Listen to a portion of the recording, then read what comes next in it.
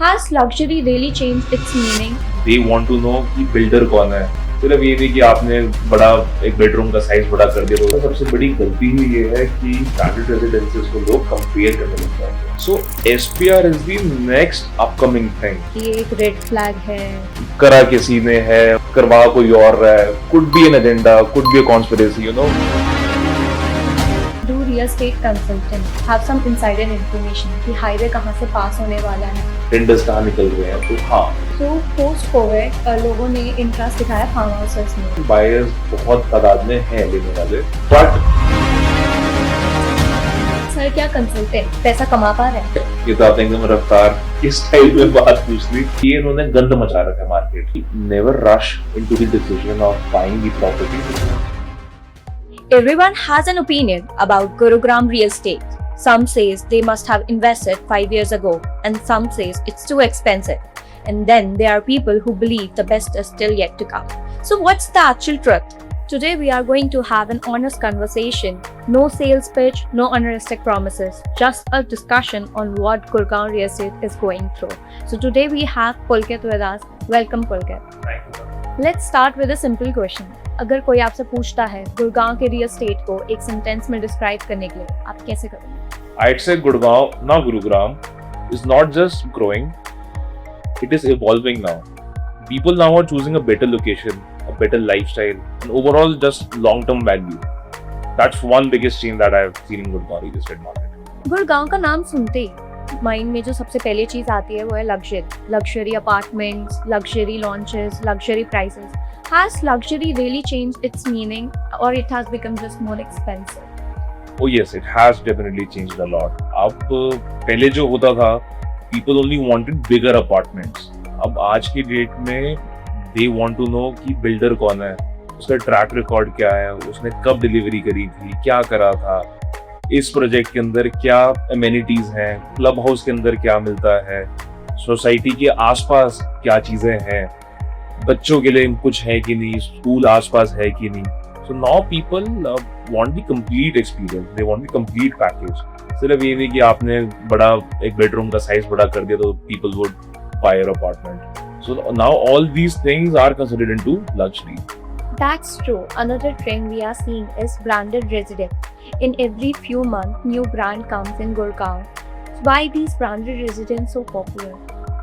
Because people now are not buying an apartment, they are buying the brand. अब आपको कुछ नया करना है, developer, you want to do something new, you're launching a new project, है ना? वो तो बड़ा क्लब हाउस, बड़े स्पेशियस लेआउट तो सारी बना रहे हैं। What would be the differentiator? A brand becomes the differentiator. When a brand gets tagged along with the developer, तो buyer को confidence बढ़ता है कि I'll get a better service, I'll get the better quality, I'll get a better experience. So that's why branded residences are now becoming the new hype. So let's talk about few names everyone keep hearing, like the Western Residence, the Uproy Reality, Tonino, Rimborghini, and the Elesa. All of these offer premium projects. So how should a buyer compare these projects together? मेरे ख्याल से सबसे बड़ी गलती ही ये है कि branded residences को लोग compare करने लग जाते हैं।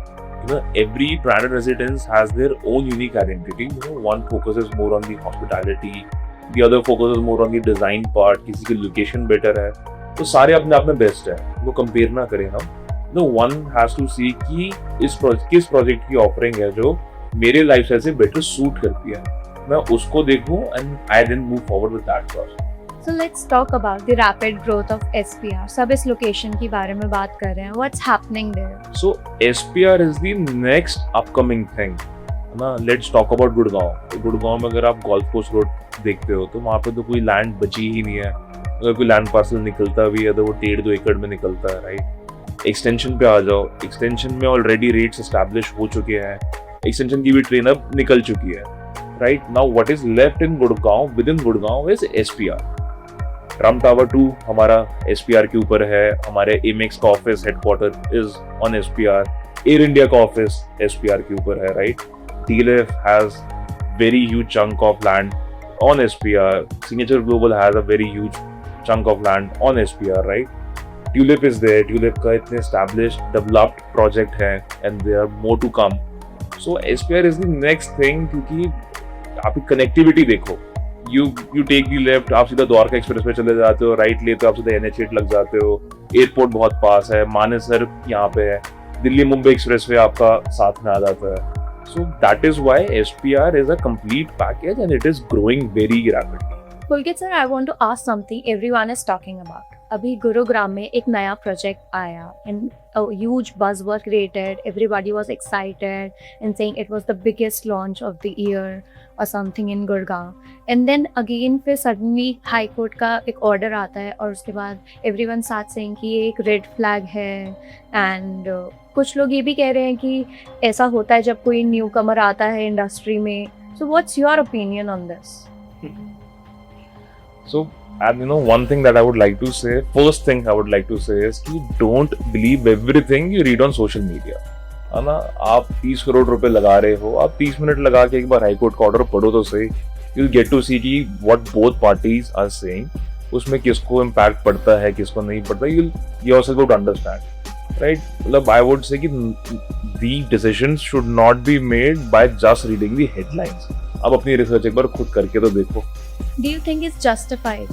बिल्कुल भी नहीं. मतलब I think obviously such a huge developer coming to the north market for the first time, such a established developer, 40 साल पुरानी कंपनी है, लिस्टेड कंपनी है, गुड़गांव में आ गए, रेरा मिल गया, सब कुछ हो गया, उसके बाद अलॉटमेंट्स हो गई हैं, एवरीथिंग हैज बीन डन, उन्होंने क्वार्टर क्लोज कर लिया है, उसके बाद ये कंप्लेंट डालना और फिर वो उसका ऐसे आना, इट्स समथिंग कि ये कह लो कि करा किसी ने है, करवा कोई और रहा है, could be an agenda, could be a conspiracy, क्योंकि इतना बड़ा जब प्रोफाइल आया है मार्केट में तो ये तो है कि उन्होंने पूरी मार्केट को हिला दिया है.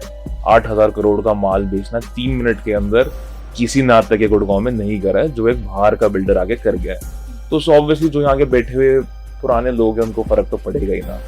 एंड सो कॉल्ड जो रेड फ्लैग और जो इसकी न्यूज बना रहे हैं ये वही कंसल्टेंट्स हैं मार्केट के गुड़गांव के, जिनके पास 30 करोड़ का बायर ही नहीं है और वो सिर्फ अपने व्यूज के चक्कर में इस प्रोजेक्ट को डाउनग्रेड करे जा रहे हैं क्योंकि उन्होंने कोई माल बेचा ही नहीं है उसमें. That is the real.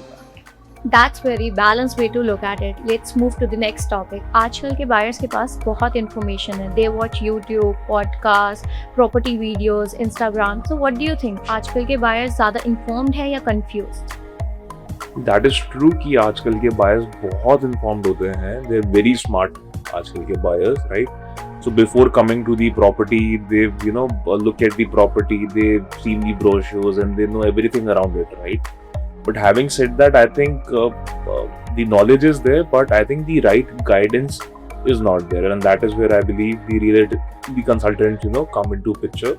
कि हमारा काम ही यही है कि हम clients को ढंग से गाइड करें कि ये प्रोजेक्ट जो है ये आपको सूट करता है भी कि नहीं.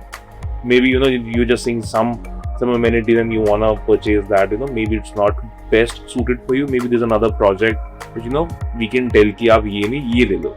So that is the kind of, I think, the guidance which their consultant, can give to their clients. So maybe people are asking wrong question. Instead of asking which project should I buy, they should ask why I am buying this project. 100%. देखो कोई भी बंदा real estate क्यों खरीदता है, या तो वो अपनी फैमिली के लिए ले रहा होता है, या वो इन्वेस्टमेंट कर रहा होता है, या वो शायद रेंटल इनकम के लिए करता है, या वो मे बी सिर्फ फ्यूचर एप्रिसिएशन के लिए देखता है, right? Once the buyer decides कि मैं किस मोटिव से प्रॉपर्टी खरीदना चाहता हूँ, तो वैसे ही आधे प्रोजेक्ट सीधी मिनट हो जाते हैं. So sir, do real estate consultant have some insider information कि हाईवे कहाँ से पास होने वाला है, so that they can buy land around?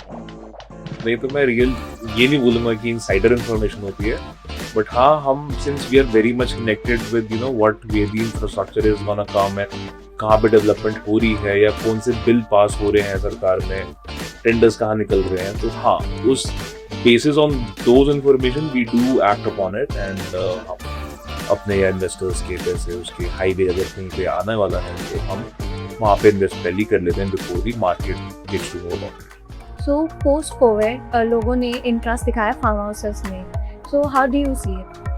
Farm houses का क्रेज बहुत ज़्यादा बढ़ गया है. अब आजकल within the metro cities तो जगह होती नहीं, so around and about areas में लोग फार्म हाउसेस की जो बिल्डर्स हैं वो बहुत ज़्यादा प्लानिंग कर रहे हैं. बायर्स बहुत तादाद में हैं लेने वाले, but I'll tell you an example. I'll give you an example of Nagaon. Nagaon is in Rajasthan, right? So it is 2.5 hours away. 2-2.5 घंटे का मान लो कि रास्ता पड़ता है।